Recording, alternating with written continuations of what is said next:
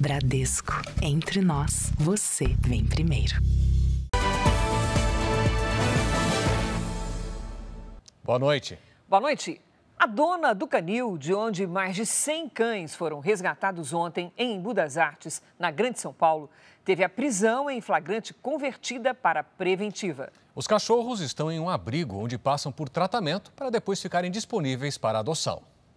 Por aqui não falta comida nem carinho. Os mais de 150 cães estão na chácara de uma instituição que cuida de animais abandonados ou vítimas de maus tratos.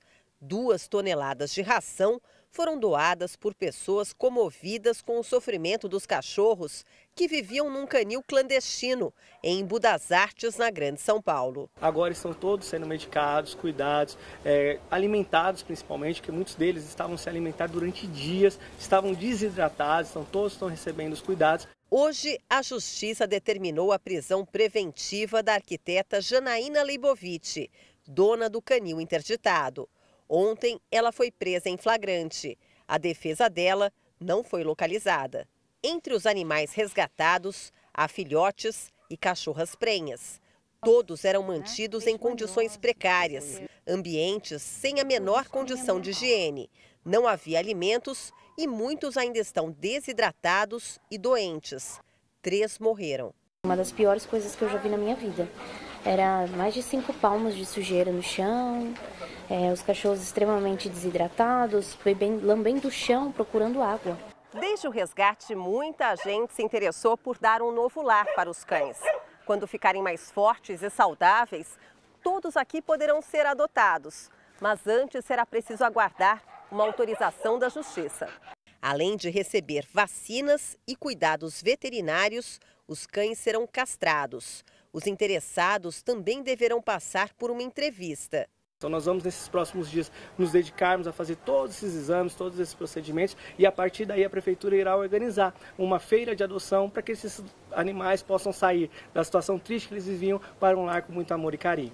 A expectativa é que em até 45 dias o Dunga, a Princesa e tantos outros comecem a levar uma vida muito melhor, totalmente diferente. Que eles realmente caiam nas mãos de pessoas que vão amá-los e cuidar deles como a gente cuidaria. Que é tudo que eles precisam nesse momento, é amor e carinho. 17 municípios gaúchos são atingidos pela chuva forte. Em São Lourenço do Sul, 2.000 casas são alagadas. Ministro Alexandre de Moraes pede extradição de ex-assessor Eduardo Talhaferro, que está na Itália. No Campeonato Brasileiro, Juventude e Botafogo se enfrentam em reedição de final histórica. Reportagem especial mostra a conexão de negócios, cultura e turismo entre Brasil e Japão. E uma homenagem aos 60 anos da Jovem Guarda, que arrastou multidões e surgiu aqui na tela da Record.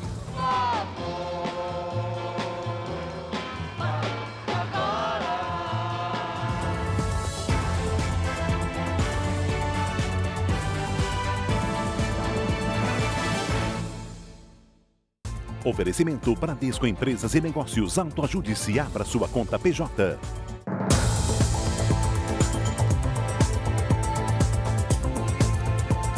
O fotógrafo foi preso suspeito de mandar matar uma mulher no Rio de Janeiro. Ele seria agiota e cobrava uma dívida da vítima. O fotógrafo foi preso no local de trabalho. Diogo da Silva Marques é o principal suspeito de ser mandante de uma tentativa de homicídio contra uma mulher. Câmeras de segurança flagraram o crime na última quarta-feira em Realengo, zona oeste do Rio. A vítima saía de casa com o marido e os 2 filhos. Depois de entrar no carro, um outro veículo se aproximou.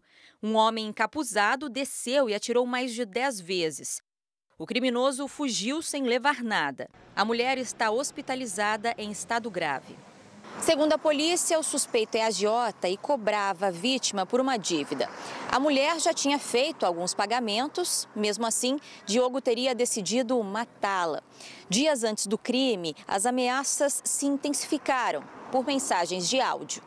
Tá de brincadeira com a minha cara, tranquilo? Tá me devendo a meses. Em outra mensagem, Diogo avisou que não ia esperar o pagamento por tanto tempo. A investigação teve acesso a uma das transferências bancárias da vítima para o agiota no mês passado. Na delegacia, o fotógrafo confessou ter feito as ameaças, mas negou ter mandado matar a mulher. A investigação agora segue com o objetivo de identificar os demais comparsas dessa empreitada, bem como outras vítimas que, porventura, também sofreram ameaças por parte do Diogo. O corredor, que teve uma perna amputada após ser atropelado por um motorista com sinais de embriaguez em Salvador, já recebeu alta da UTI. Um grupo de atletas fez um protesto neste sábado na capital baiana e pediu mais rigor na fiscalização de trânsito. O treino destes corredores hoje foi diferente. Vestidos de branco, os atletas amadores fizeram uma manifestação pedindo mais segurança na prática esportiva nas ruas e avenidas de Salvador. O ato foi em solidariedade a Emerson Pinheiro, de 29 anos. Temos que estar a todo momento, dividindo o espaço com o carro, onde muitas vezes encontramos motorista com má fé ou então embriagado ou outro tipo que seja, que acaba colocando nossa vida em risco. O administrador Cleidson Cardoso Filho, de 26 anos, não conseguiu soprar o bafômetro, mas apresentava sinais claros de embriaguez. Ele foi preso em flagrante e segue detido. Depois do acidente, o motorista foi exonerado do cargo de assessor parlamentar. Segundo a Secretaria Nacional de Trânsito, em 17 anos foram registradas mais de 3 milhões de infrações relacionadas à lei seca. São 20 multas por hora para motoristas que desrespeitam a lei. Emerson recebeu alta da UTI uma semana depois do atropelamento. O corredor teve a perna direita amputada. Agora ele está internado na enfermaria do Hospital Geral do Estado. Ele disse, vou continuar a fazer tudo que eu fazia. Ou de cadeira de roda, ou de muleta, ou de prótese, vou continuar a minha jornada. Assim que eu me recuperar. Não, eu perdi uma perna, mas não perdi a fé em Deus. Emerson treinava com um grupo na Orla de Salvador. Ele se preparava para a maratona de Buenos Aires, quando foi atropelado. O acidente gerou uma grande comoção entre os corredores da capital baiana. E ele vai amar, vai adorar saber que ele está tendo esse carinho, esse amor e toda essa gratidão da galera. Um piloto de avião aposentado foi preso em São Paulo suspeito de estuprar uma funcionária de hotel e de ter tentado abusar de outra. Ele nasceu no Iêmen e tem cidadania canadense. No início da manhã, Jamil Al-Arek, de 66 anos, foi levado da delegacia para a audiência de custódia. A justiça decretou a prisão preventiva. O piloto de avião aposentado é suspeito de violência sexual contra duas mulheres, de 21 e de 33 anos. O piloto aposentado estava hospedado em um hotel da Zona Sul de São Paulo. Ele foi denunciado por duas funcionárias. Segundo a Secretaria da Segurança Pública, os crimes teriam sido cometidos na quinta e na sexta-feira. Depois do relato das mulheres, ele foi preso em flagrante. No depoimento, uma das camareiras disse que foi assediada e estuprada quando fazia a limpeza do quarto e que só teve coragem de denunciar o crime depois que o hóspede tentou violentar outra camareira no dia seguinte. Ele ainda teria oferecido dinheiro para se relacionar com as mulheres. O suspeito declarou à polícia que veio ao Brasil a passeio. Ele negou ter cometido violência sexual e se disse surpreso com a prisão. O piloto se aposentou no ano passado, depois de quase 30 anos de carreira em uma companhia aérea do Catar. Procurado pela reportagem, o hotel onde os crimes teriam acontecido não se pronunciou sobre o caso. A prisão do suspeito foi comunicada ao consulado do Canadá. Agora veja essa história. Uma francesa e o filho dela com síndrome de Down teriam sido abandonados e passaram 5 dias no Aeroporto Internacional de São Paulo, em Guarulhos. A estrangeira de 77 anos pretendia viajar para a Rússia. Apesar de ter passagens compradas, ela e o filho foram impedidos de embarcar porque, segundo a companhia aérea, não teriam condições de viajar sozinhos. Foi o filho mais novo quem deixou a mãe e o irmão no aeroporto em São Paulo. Ele morava na Bolívia e teria retornado para a França. Quando foi procurado pelas autoridades brasileiras, disse que a mãe podia se cuidar sozinha e que ele não tem recursos para ajudá-la. O consulado francês ofereceu passagem para a idosa, mas ela não teria aceitado. A Prefeitura de Guarulhos e a concessionária que administra o aeroporto afirmaram que estão dando suporte aos viajantes. Ontem, a idosa foi levada para o hospital porque está com um quadro de trombose grave em uma das pernas. A assessora de um vereador teve o celular roubado durante uma gravação de um vídeo em um bairro de alto padrão em São Paulo. O vereador Nabil Bonduque aparece sentado ao lado do cantor Tom Zé.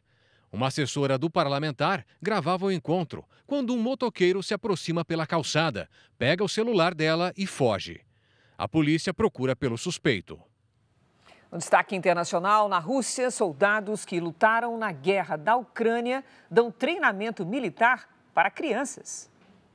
Mais de 80 crianças e adolescentes russos participaram de uma simulação de guerra ao som de tiros. Vestidos com uniformes camuflados, eles rastejam na areia e correm em grupo. Os pais acompanham e registram as imagens. É uma equipe grande e unida. É muito interessante estar aqui, diz a mãe do garoto de 8 anos. Para alguns jovens, o exercício foi uma forma de testar limites.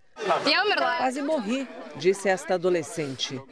O acampamento é organizado no sul da Rússia durante as férias escolares. Faz parte de um movimento crescente de incentivo ao patriotismo, que busca preparar crianças para o futuro serviço militar. Organizações independentes afirmam que é uma tentativa de moldar gerações para a guerra. Instrutores que lutaram na Ucrânia dizem que o objetivo é passar a experiência aos mais jovens. Neste sábado, o presidente ucraniano pediu que países do mundo todo pressionem a Rússia a chegar a um acordo de paz. Volodymyr Zelensky diz que é preciso mobilizar a comunidade internacional para levar Vladimir Putin à mesa de negociações. Imagens divulgadas pela televisão estatal da Coreia do Norte neste sábado mostram soldados do país lutando ao lado de tropas russas na região de Kursk, próximo à fronteira com a Ucrânia.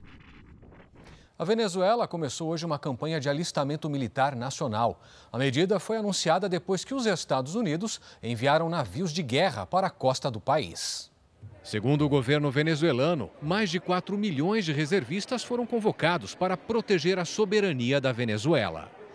O presidente Nicolás Maduro também pediu que homens e mulheres se alistem na milícia bolivariana, que hoje está integrada às Forças Armadas. O governo dos Estados Unidos enviou navios de combate e mais de 4 mil fuzileiros para a costa da Venezuela. As manobras atendem à ordem do presidente Donald Trump de combate ao narcoterrorismo.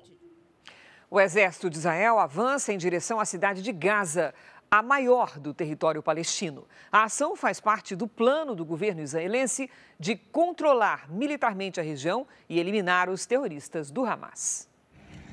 As forças de defesa de Israel afirmam que já dominam os arredores da cidade de Gaza.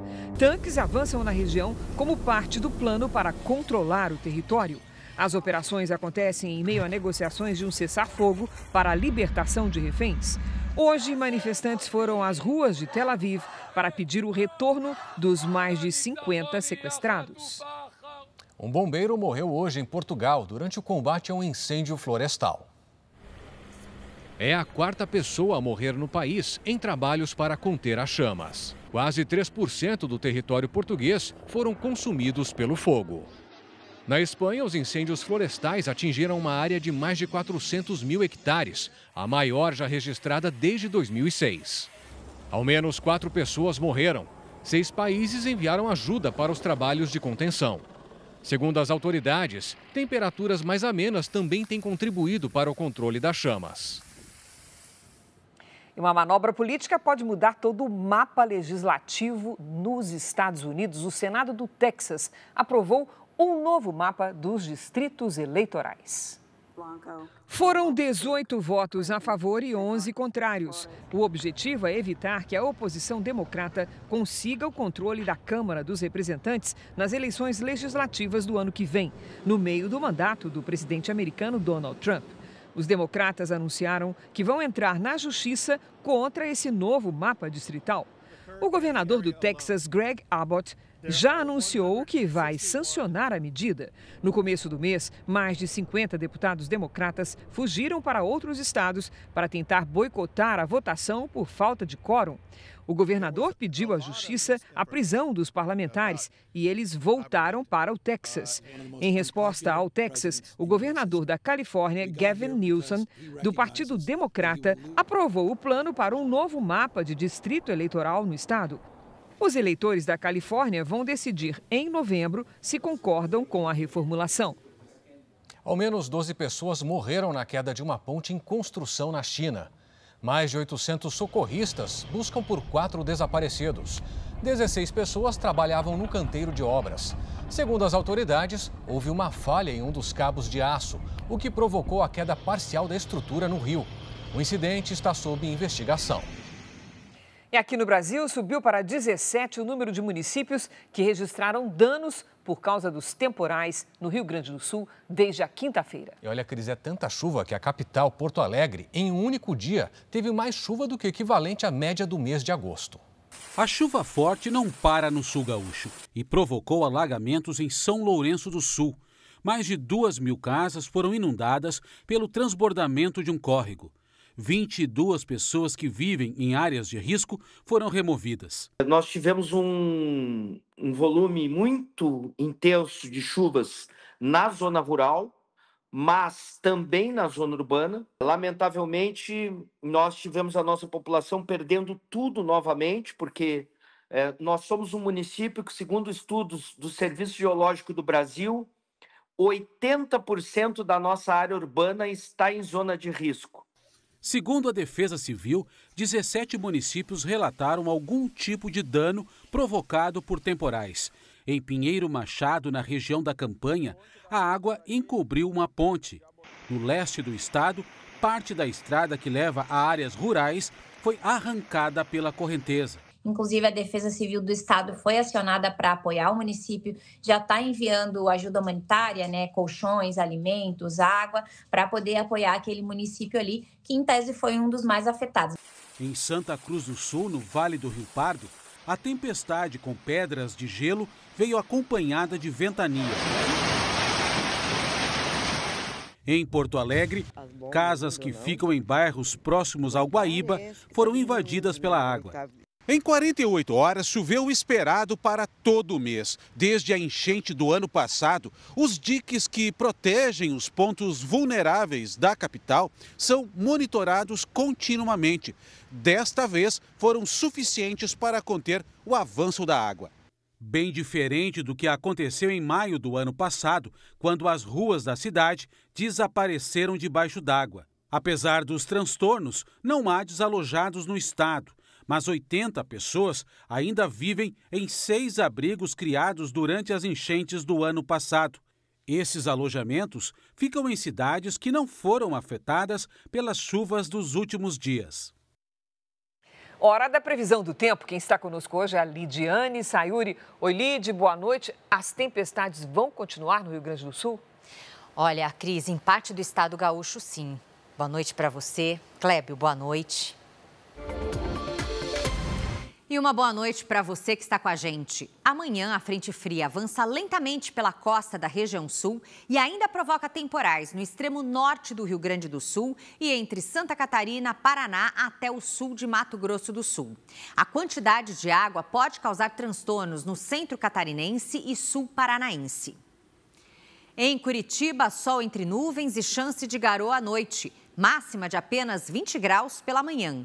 A mínima de 9 acontece à noite. Em São Paulo, sol entre muitas nuvens, com chance de garoa à noite. À tarde faz até 22. Em Salvador, o sol aparece e tem previsão de chuva a qualquer hora. Máxima de 30 graus. Hoje, os maiores volumes de chuva foram registrados no Rio Grande do Sul. As imagens de satélite mostram um tempo mais aberto entre o centro-oeste e nordeste. Amanhã, o ar frio diminui as temperaturas na região sul e pode gear na campanha gaúcha. Áreas de Mato Grosso do Sul e Mato Grosso também vão ter queda nas temperaturas. Pancadas moderadas de chuva acontecem desde Sergipe até o Rio Grande do Norte. Chove mais forte no litoral da Bahia. Risco de temporal também no Acre, noroeste do Amazonas e em Roraima. Entre os litorais do Paraná e de São Paulo, chove ao longo do dia. Domingo à tarde, em Florianópolis, com 16 graus. Em Vitória e em Brasília, 30. 29 em Rio Branco e até 27 em João Pessoa. Tempo delivery. O Haroldo é de Porto Velho, Rondônia. Boa noite, Haroldo. Domingo de sol e calor de 37 graus. Na segunda e na terça-feira, o sol aparece entre nuvens e as temperaturas ficam ali em torno dos 34, 35 graus. A Maria escolheu a cidade de Betim, Minas Gerais. Olá, Maria. Os próximos dias serão de tempo firme, sem chuva. As temperaturas variam entre os 29 e os 30 graus. Atenção à baixa umidade do ar à tarde. Participe pelas redes sociais com o nome de uma cidade e a hashtag você no JR. Cris, Clébio. Obrigado, Lide. E no Japão, o calor extremo mudou a rotina dos canteiros de obras. Os japoneses estão apelando para tudo, Clébio. Raspadinha, gel de sal e até roupa com ventilador. Tudo isso virou aliado contra a insolação. O Japão enfrenta um dos verões mais quentes já registrados. Com temperaturas acima dos 40 graus e sensação térmica ainda maior, o calor virou um desafio diário para quem precisa trabalhar ao ar livre. Na cidade de Koga, em Ibaraki, a cerca de 70 quilômetros de Tóquio, a rotina dos trabalhadores da construção civil mudou. Essa empresa distribui todos os dias raspadinhas de gelo e géis de sal com sabor de frutas. A ideia é simples: refrescar o corpo e evitar a desidratação. Quando esquento demais, só a raspadinha ajuda. Aí consigo voltar a trabalhar mais aliviado, afirma este operário. Eles também recebem orientação para beber água e repor o sal perdido com o suor a cada 30 minutos. Segundo o gerente de obras, essas novas medidas acabam reduzindo a concentração e atrasam o trabalho, mas é a única maneira de garantir a segurança da equipe. Os operários têm direito também a salas climatizadas, roupas refrigeradas e duchas rápidas de água. O Japão já registrou nesse mês a maior temperatura da história, 41,8 graus. O governo está orientando a população a evitar sair de casa nos horários mais quentes. Mas, para quem depende do trabalho externo, a solução é adaptar a rotina. Talvez, no futuro, tenhamos que transferir parte das obras para a noite, quando a temperatura é mais suportável, avalia o gerente de obras. Por enquanto, o jeito é aliviar o calor com muitas pausas, roupas com ventiladores, sal e raspadinhas. Medidas simples, mas que podem salvar vidas em um país onde o verão está cada vez mais sufocante. Veja a seguir, ministro Alexandre de Moraes pede extradição de ex-assessor Eduardo Talhaferro, que está na Itália. E no esporte, depois de ser eliminado na Libertadores, Botafogo vai encarar o Juventude pelo Campeonato Brasileiro.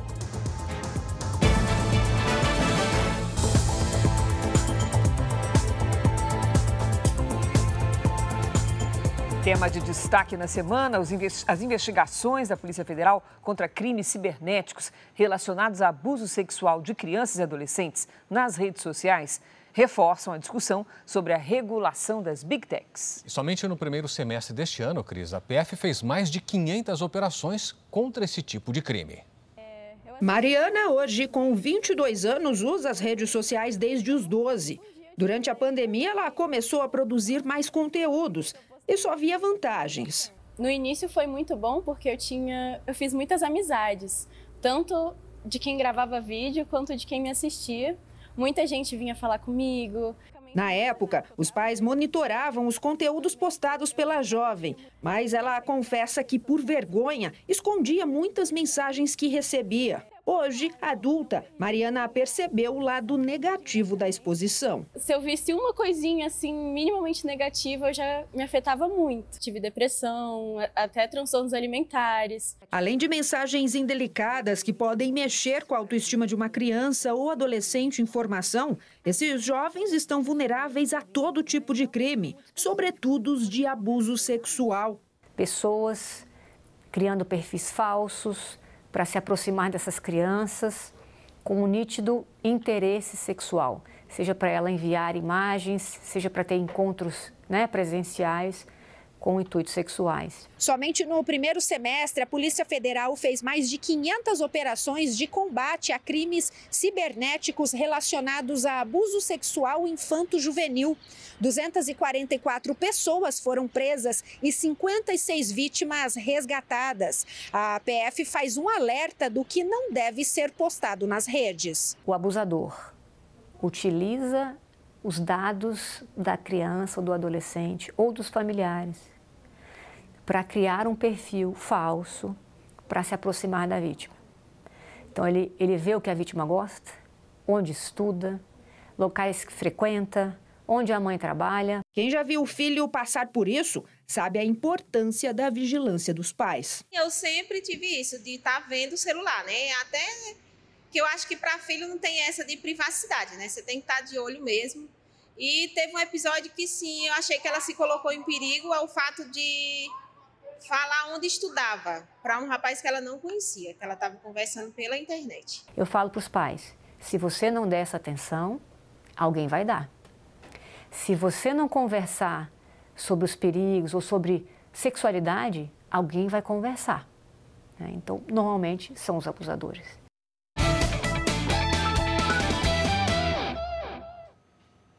Depois da eliminação na Libertadores, o Botafogo vai até Caxias do Sul para encarar o Juventude pelo Campeonato Brasileiro. Os gaúchos defendem um longo tabu, viu, Cris, contra a equipe carioca. O Bruno Piscinato está com a gente hoje. Bruno, boa noite para você. Conta pra gente, há quantos anos o Botafogo não ganha do Juventude lá em Caxias, hein? Faz muito tempo. Boa noite, Clébio. Boa noite, Cris. Boa noite a todos. O Botafogo não vence o Juventude fora de casa há quase 30 anos. Esse confronto também já trouxe a maior alegria aos torcedores da cidade gaúcha. É no Alfredo Jaconi que o Max se sente em casa. O avô dele ajudou a pagar a construção do estádio do Juventude. Mas em 1999, o Maracanã também foi a casa dos torcedores de Caxias do Sul. O jogo de ida foi aqui, no Alfredo Jaconi, né? 2-1 para o Juventude, um jogo inesquecível, com lances assim lances memoráveis, né? A torcida do Botafogo e o Brasil todo estava esperando que um jogo até tranquilo para o Botafogo. Aquela final da Copa do Brasil contra o Botafogo foi inesquecível para o Max. Não só pelo título mais importante da história do clube, mas pela saga que foi entrar no estádio depois de chegar atrasado. Chegamos no Maracanã, falamos com os policiais, onde é que entra a torcida do Juventude? Ele disse, não, meu amigo, aqui já a torcida do Juventude já entrou. Acabou para vocês. Não tem mais como entrar pela torcida do Juventude. Vocês vão ter que entrar pela torcida do Botafogo. Eu e meus amigos, a gente pegou, tirou toda a camiseta. E aí botamos por dentro das bermudas, né? E entramos no Maracanã. Amanhã o Max vai acompanhar mais um Juventude Botafogo aqui no Jaconi. Desta vez a missão é apoiar o time que vem melhorando no Campeonato Brasileiro. Não perde a 2 rodadas, mas ainda tenta escapar da zona do rebaixamento. Se a gente não fazer melhor do que a gente fez no jogo passado, a gente vai acabar sendo surpreendido, então a gente tem que evoluir cada dia mais e o futebol exige isso. O Botafogo vai para tudo ou nada, depois de perder na Libertadores e sofrer a 5ª eliminação do ano. Agora tem 2 competições, né? E domingo já tem um jogo difícil e a gente precisa seguir. Já são quase 30 anos desde a última vitória do time carioca sobre o Juventude em Caxias do Sul. O Max, que viu muitos jogos entre os dois times, confia na manutenção deste tabu. A Juventude e Botafogo é um jogo que interessa não apenas para a torcida do Juventude e para a torcida do Botafogo. Interessa para muita gente. Santistas e corintianos têm que estourar uma pipoca, sentar em frente à televisão e torcer muito para o Botafogo, porque o Juventude está se recuperando no campeonato. A Record, o R7 e o Record Plus transmitem Juventude e Botafogo ao vivo, amanhã, a partir das 6 da tarde. Encontro marcado às 6 da tarde. Daqui a pouco eu volto com os outros gols do Brasileirão nesse sábado. Veja agora os destaques do Domingo Espetacular. Mistério em Ilhéus. O que está por trás do assassinato de 3 mulheres em um dos destinos turísticos mais procurados do Brasil? Uma crueldade. E ninguém sabe dizer nada. As pistas e o drama da família em busca de respostas.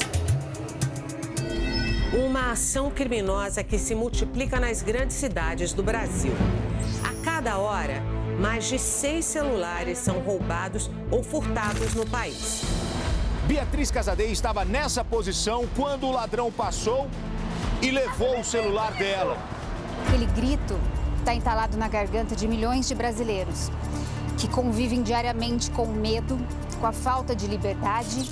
Como se proteger das gangues das bicicletas. Imagina só sair de casa e dar de cara com uma onça pintada. Ela passou correndo, né? A gente mostra as 2 cidades que estão à procura de onças que têm assustado a população. A gente vai visitar a mansão de um dos apresentadores mais queridos do Brasil. Vem aí! Se isso aqui é uma casa de repouso, eu vou trazer Malicunha pra cá. Essa não é a melhor. Olha! Aos 87 anos, Raul Gil recebeu o Domingo Espetacular para falar da carreira de sucesso e dos planos para voltar à televisão. Vamos aplaudir! É no Domingo Espetacular, logo após o Brasileirão. Veja a seguir, motorista de carro de luxo perde o controle em evento e mata mulher em Santa Catarina. E veja também, Rio de Janeiro tem média de 1 agente de segurança pública baleado a cada 2 dias. Nesse ano já foram 89 agentes baleados na região metropolitana, um aumento de quase 30% no número de casos.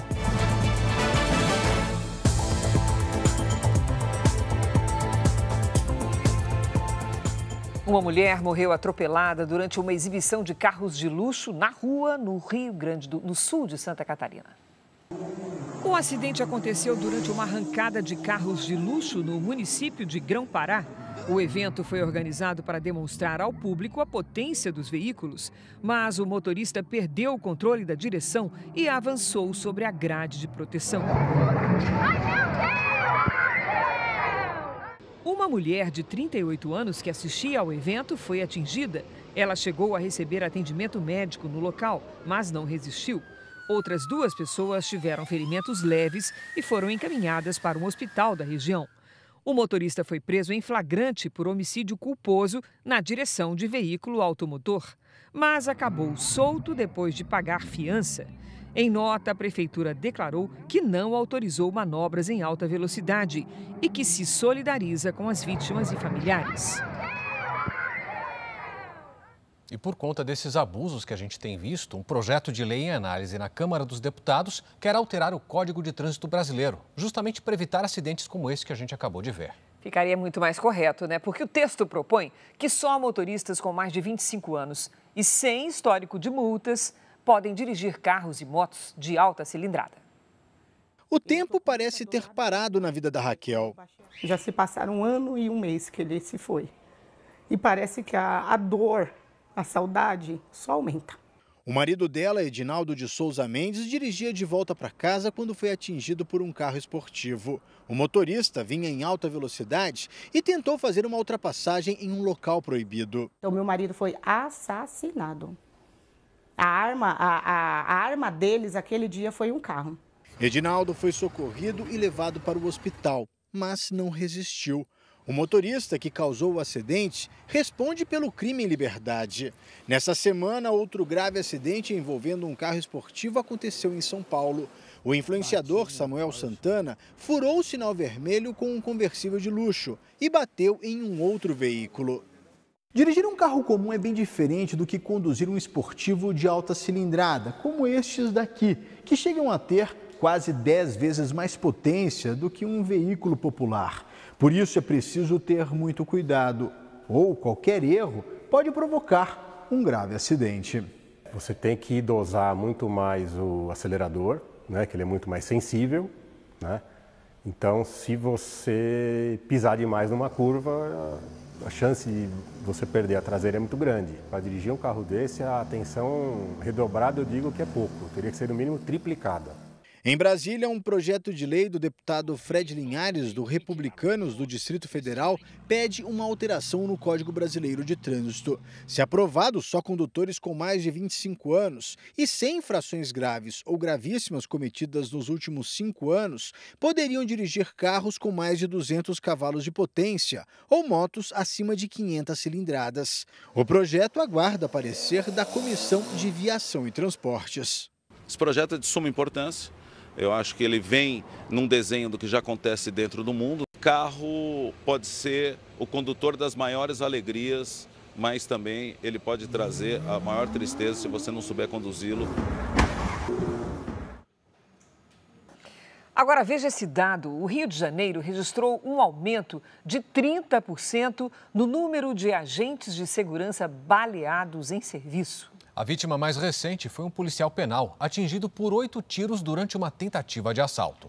O crime aconteceu nesta avenida movimentada da zona norte do Rio. O policial penal Rafael Salles Ferreira foi abordado por criminosos armados. Ele entregou o carro, mas foi revistado por um dos assaltantes. Um deles gritou: "Mata que a policial pega a arma".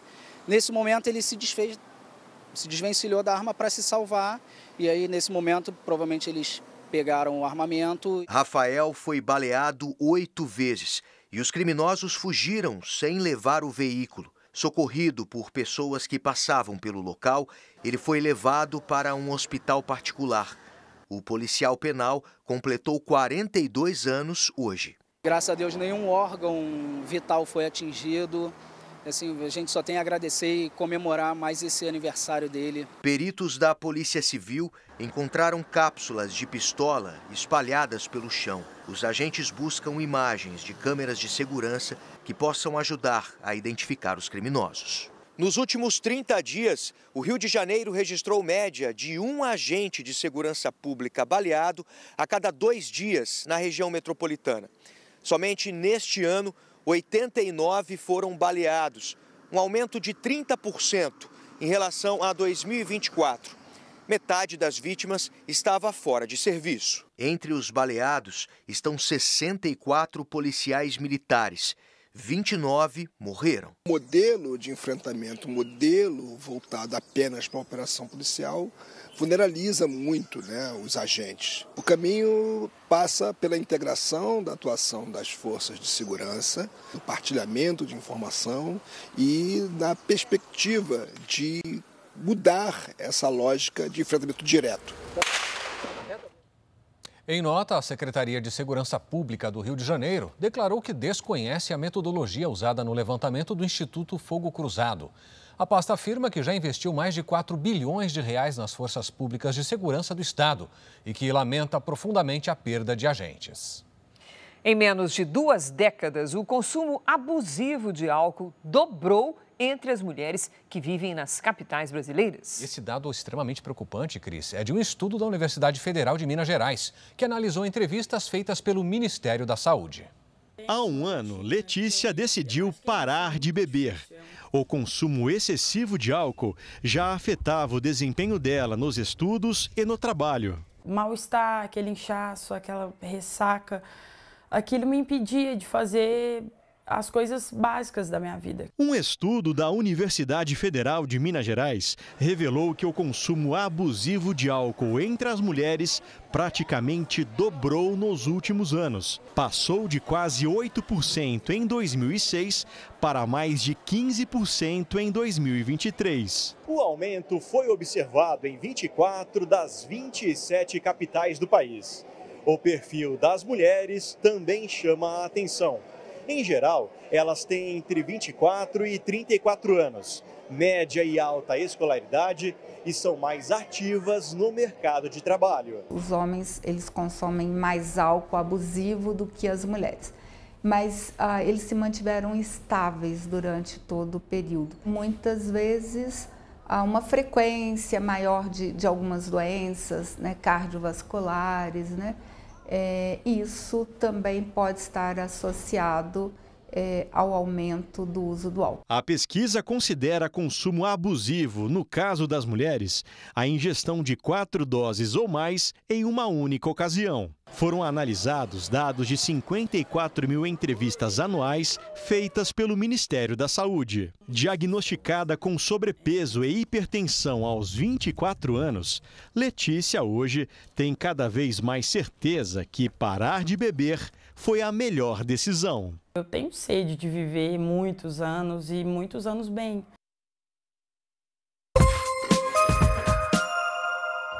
A polícia procura o homem armado que assaltou um hotel em Copacabana, na zona sul do Rio. Imagens de câmeras de segurança mostram que ele rendeu os funcionários e uma mulher e ainda levou os celulares das vítimas, que estavam no balcão. Um dos atendentes foi forçado a abrir o caixa e entregar o dinheiro ao criminoso. Vídeos divulgados pelos bombeiros de Santa Catarina mostram o resgate de 2 pessoas que ficaram à deriva no mar depois do naufrágio de uma embarcação no balneário de São Miguel, em Biguaçu. As vítimas foram içadas por um helicóptero. Ninguém ficou ferido. O Batalhão Ambiental da Polícia Militar de Goiás destruiu um garimpo clandestino que funcionava em Niquelândia, na região de Serra da Mesa. 2 homens fugiram e 2 armas foram apreendidas.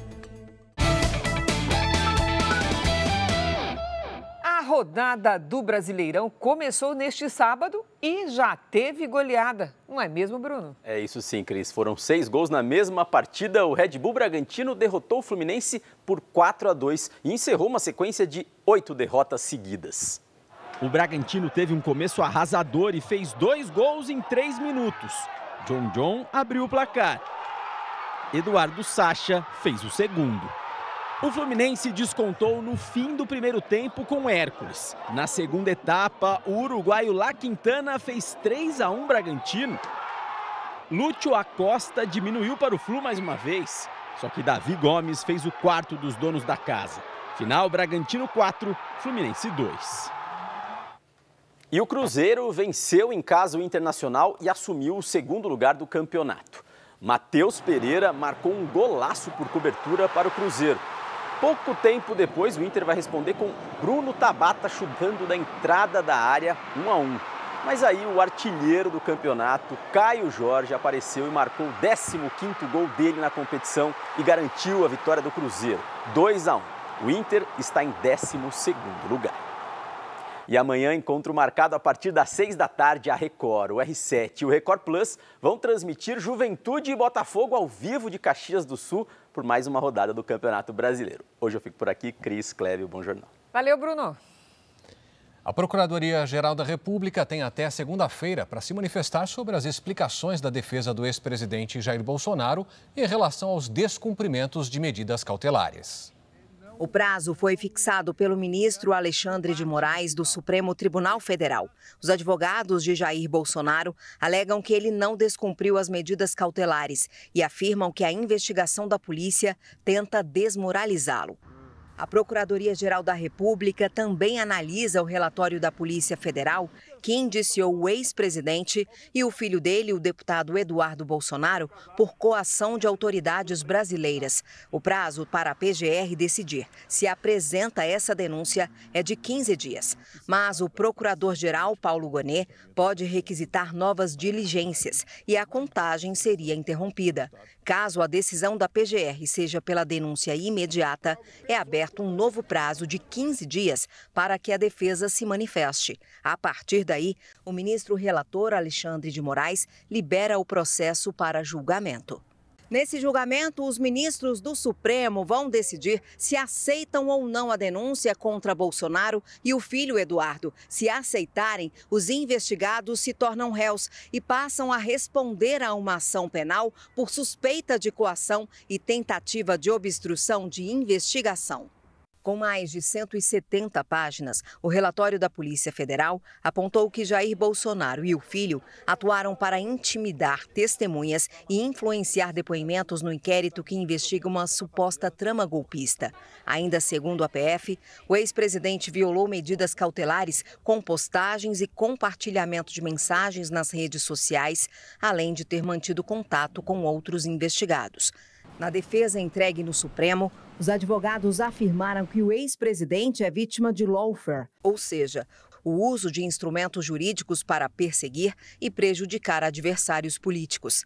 A defesa aponta ainda que o relatório da Polícia Federal não traz nenhum fato ocorrido após a prisão domiciliar de Bolsonaro. Por isso, não haveria motivos para adotar medidas ainda mais rigorosas, como a prisão.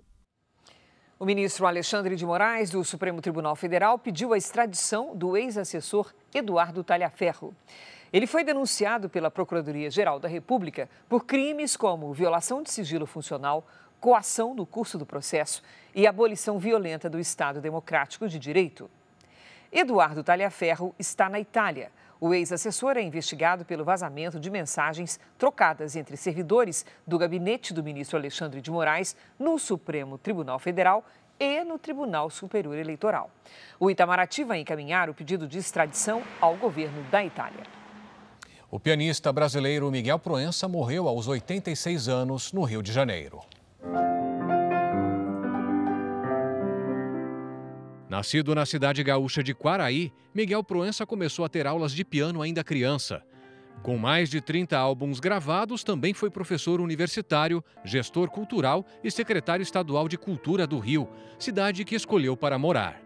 Foi reconhecido internacionalmente, principalmente pela interpretação de compositores eruditos brasileiros. Miguel Proença morreu de falência múltipla dos órgãos. O velório está marcado para amanhã.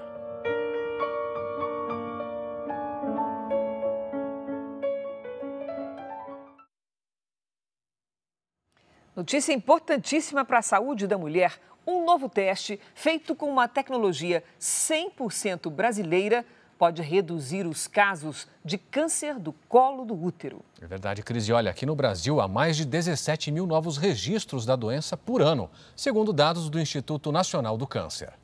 Os novos testes são produzidos neste laboratório. Quase 10 mil já foram entregues. A tecnologia foi desenvolvida no Instituto de Biologia Molecular do Paraná. O objetivo é diminuir o número de vítimas de câncer do colo do útero. O exame é feito a partir da coleta de amostras do colo do útero com uma tecnologia 100% nacional. O teste é capaz de identificar até 14 tipos de HPV, vírus que é transmitido por relações sexuais e, em casos mais graves, pode até causar um câncer. No Brasil, o HPV é a principal causa da doença. O câncer do colo do útero é o terceiro mais comum e o quarto que mais mata mulheres no país. Segundo o Instituto Nacional do Câncer, há cerca de 17 mil novos casos por ano. O teste é semelhante ao tradicional exame Papa Nicolau, mas com maior precisão. A diferença é que aqui esse teste é um teste de biologia molecular, é um teste que detecta o DNA do HPV em lesões. O Papa Nicolau tem uma sensibilidade a detectar a lesão menor do que esse teste. Agora, a tecnologia será implementada no SUS, em 11 estados e no Distrito Federal. Essa nova técnica do câncer de colo de útero vai fazer com que mulheres que esperam meses para ter o diagnóstico, seja o diagnóstico mais imediato. Hoje o exame preventivo a mulher tem que repetir a cada 3 anos. Com essa nova técnica, uma vez a cada 5 anos. Curitiba já começou a receber os kits de coleta. O câncer de colo do útero é uma doença tratável, potencialmente curável, desde que diagnosticada precocemente. De tudo o que o Brasil exporta, 10% tem os Estados Unidos como destino. E no caso do café, Cris, a proporção é ainda maior, 16%. Até julho deste ano, foram mais de 7 bilhões de reais. Os exportadores ainda apostam nas negociações para a diminuição do chamado tarifaço. 20% das exportações que saem pelo Porto de Santos vão para os Estados Unidos. E um dos principais produtos, o nosso grão de café verde, recebeu a tarifa de 50% do governo norte-americano. Os Estados Unidos não conseguem encontrar um substituto do Brasil de curto prazo. Então, o que a gente viu é que houve adiamentos pontuais de embarques, mas nenhum contrato suspenso. De navio, um produto leva em média 14 dias para chegar ao porto de Miami, um dos principais dos Estados Unidos. Assim que o governo americano anunciou o tarifaço, houve uma corrida contra o tempo para enviar mercadorias antes das taxas. Com isso, em julho, o Porto de Santos registrou a maior movimentação de cargas da história. Mesmo com o mau tempo, o porto teve que ficar paralisado por quase 200 horas, nós batemos todos os recordes. Foram 17 milhões de toneladas. O caso do café é diferente. Os Estados Unidos são o principal comprador mundial do produto brasileiro. E mesmo com o tarifaço, os embarques já estavam agendados e os produtos foram enviados. Mas agora, em agosto, muitos exportadores conseguiram adiar a exportação do café, à espera de uma negociação com redução da taxa. Esse tarifaço, de certa maneira, vai impactar o consumidor americano, uma vez que você tem o café brasileiro compondo o blend dos Estados Unidos por conta do seu corpo, da sua doçura e da sua acidez. Apesar da sobretaxa, a expectativa de movimentação no maior porto do país ainda é de crescimento para os próximos meses. A exportação para os Estados Unidos é da ordem de 10% da nossa exportação. Isso não é tanto. E se perdermos até a metade disso, que não vai acontecer, vai ser muito menos, né? Portanto, não é algo desastroso, mas é importante para cada setor atingido. O Brasil registrou recorde na contratação de jovens aprendizes. No primeiro semestre deste ano, quase 70 mil brasileiros conseguiram o primeiro emprego. Anne é aprendiz numa indústria de produtos de limpeza. Ela ajuda a família financeiramente e aprende lições que vai levar para a vida toda. Minha vida mudou bastante e agora eu posso ajudar meus pais em casa. Tenho a disciplina também de ser uma profissional boa na minha área. Ela está entre os quase 70 mil jovens aprendizes que entraram no mercado de trabalho no primeiro semestre do ano. Hoje, o país tem cerca de 670 mil aprendizes em setores como indústria, comércio e serviços. Um aumento de quase 19% em relação ao mesmo período do ano passado. Os jovens ganham a capacidade de escolher melhor as oportunidades de trabalho. Então isso gera maiores salários, melhores condições de trabalho e uma dinâmica um pouco mais saudável para todos. Aqui nesta indústria, 20 jovens que têm entre 14 e 24 anos trabalham nesse modelo de contratação. Eles atuam em diferentes setores: fabricação dos produtos de limpeza, atividades administrativas, de transporte e estoque. Eles aprendem sobre comunicação, eles aprendem sobre liderança, eles aprendem sobre os nossos processos produtivos, processos fabris. Então a ideia é que o jovem ele entre realmente e saia daqui com uma profissão. Para os jovens, a experiência é transformadora. Eu tenho aprendido a ter responsabilidade, com o trabalho, entregar o que foi proporcionado para mim. O horário também, tem que estudar, não pode abandonar os estudos para no futuro eu conseguir uma carreira melhor, Há 60 anos, o Brasil vivia uma transformação na música popular. Era o início da Jovem Guarda, que surgiu a partir de um programa aqui na Record. Um dos motivos de orgulho dessa casa, não é mesmo, Clébio? Os artistas desse movimento simplesmente mudaram o comportamento dos jovens e criaram também gírias que ficaram famosas por muitos anos. Há 6 décadas, o Brasil conhecia uma nova geração musical. Cantores como Gerry Adriane, Vanderlei Cardoso, Martinha e Ronivon mudaram a voz da juventude.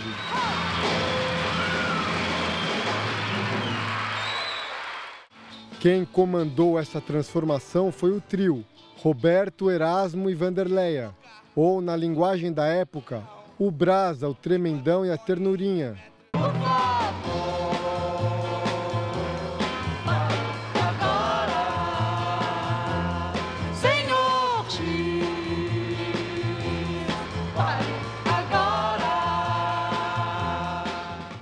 Assim surgiu o programa Jovem Guarda, em agosto de 1965, na tela da Record. Era o início do primeiro movimento pop da música brasileira. Hoje, Jovem Guarda é um movimento de âmbito nacional com o qual toda a juventude se identifica. O Brasil parava aos domingos para assistir aquele movimento. A euforia por estar fazendo, por estar criando, por estar inventando, inventando modelos, inventando uma maneira diferente de cantar, uma maneira diferente de dançar. Vera Lúcia esteve na plateia por 5 vezes e diz que as músicas eram muito populares dentro e fora do programa.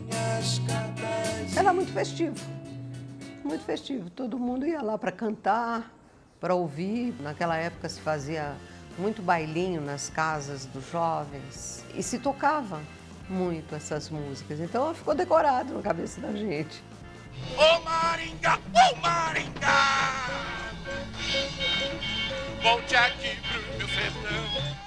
Os artistas empolgavam o público com músicas que misturavam melodias brasileiras com elementos do rock. Se você quer brincar e acha que com isso estou sofrendo, enganou meu bem, pode ficar de que eu estou fervendo. Olha só que privilégio, a gente está na casa do maior colecionador de artigos sobre a Jovem Guarda do Brasil. Ele guarda aqui um acervo com mais de 1000 itens, entre livros, discos e revistas. Entre tantas coisas valiosas, tem essa relíquia, que é um álbum de figurinhas da Jovem Guarda. Olha só os artistas representados. Aqui tem a foto da Vanderleia e do Erasmo Carlos. O dono de toda essa coleção é Washington, que pesquisa o tema. A Jovem Guarda, na verdade, foi um movimento musical e de comportamento, acredito que no mundo inteiro. Então houve uma mudança de figurino, comportamento. O jovem também não queria mais utilizar aquela linguagem habitual, formal, então começaram a usar uma linguagem coloquial. A Jovem Guarda também criou gírias entre o público. O carro que chamava a atenção era o carango. Uma garota bonita podia ser chamada de broto. E aquela pessoa muito legal geralmente era uma brasa-mora. As gírias mudaram com o passar dos anos, mas o carinho dos fãs permanece vivo 6 décadas depois. Eu nunca imaginei que 60 anos depois eu estivesse ainda sendo convidada para fazer músicas daquela época, um acervo musical que ficou de sucesso na imaginação desse público que nos acompanhou. Até hoje me emociono muito com isso. Que onda de festa de arromba. Sensacional, né? Mais de 10 mil hotéis na Europa se uniram para questionar as regras do maior site de reservas do mundo. E olha, de acordo com os representantes do setor, as normas prejudicam os consumidores. O site promete as melhores acomodações pelo menor preço. Mas é justamente o setor hoteleiro que questiona a plataforma. Mais de 10 mil hotéis na Europa se uniram para mover uma ação judicial contra o líder global do segmento.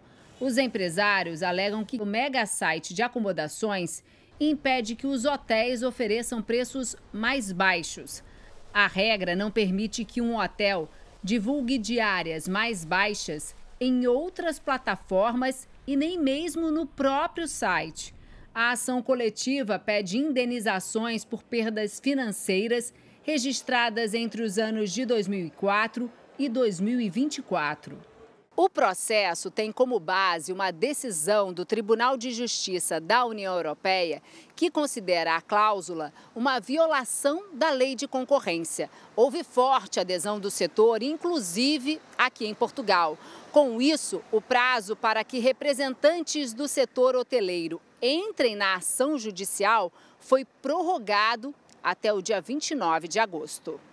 Os juristas afirmam que o processo vai se transformar numa longa batalha nos tribunais. O site negou as práticas e disse que cada hotel pode determinar as estratégias de preço e oferecer os quartos onde quiser. Você sabia que o Brasil é o país com a maior comunidade japonesa fora do Japão? E essa amizade entre os dois países tem uma tradição de mais de 100 anos. É verdade, Cris, e eu fui conhecer de perto como é que é essa amizade. Nesta reportagem especial, vou mostrar para você essa conexão de negócios, cultura e turismo que rompe uma distância de quase 20 mil quilômetros. 130 anos de amizade unem Brasil e Japão e inspiram os dois povos. Segundo dados do Ministério das Relações Exteriores, mais de 2,5 milhões de descendentes de japoneses vivem em terras brasileiras. A maior comunidade japonesa fora do Japão se estabeleceu aqui no Brasil, mais precisamente no bairro da Liberdade, área central de São Paulo, que até hoje respira a cultura e as tradições japonesas e simboliza muito bem os 130 anos de amizade entre os dois países. Me sinto muito feliz, né? Principalmente pelo acolhimento, né? Eu até fico emocionado quando falo assim, né? Pela receptividade que eu tive, né? Então, eu estou muito feliz por ter escolhido esse local, né? Para celebrar essa conexão, 2025 foi escolhido como ano do intercâmbio e amizade entre o Brasil e o Japão. As exportações brasileiras para o Japão passaram de 5 bilhões e meio de dólares no ano passado, o que coloca o Brasil entre os 15 maiores importadores do país asiático. O Japão e o Brasil são parceiros parceiro global e estratégico que possui mesmo o valor e mesmo o princípio como liberdade, democracia e Estado de Direito. Em termos de cultura, os japoneses gostam, realmente adoram a cultura brasileira.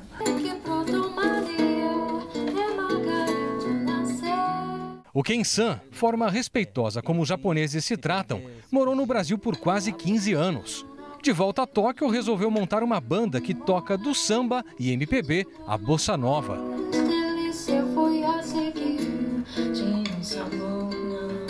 A conexão entre Brasil e Japão é tão forte que ultrapassa até a barreira do idioma.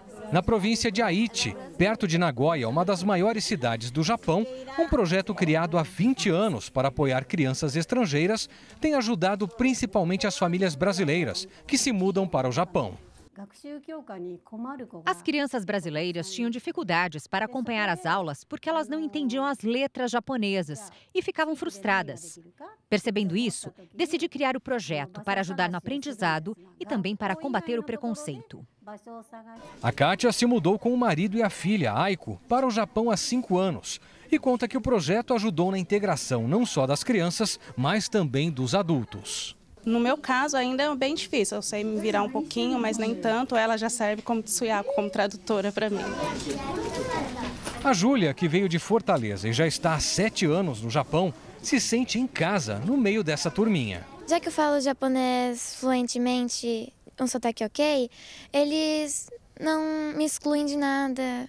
Me colocam como japonesa mesmo. Voluntária do programa há 10 anos, a Leide explica que o ponto alto do projeto é que todos têm liberdade para fazer perguntas, o que ajuda no aprendizado. Aqui eles tiram as dúvidas como se fosse assim, a casa da avó. Ela tem assim todo aquele carinho de explicar, aquela dedicação. Uma relação de troca e confiança que representa a amizade entre os povos, que atravessa gerações.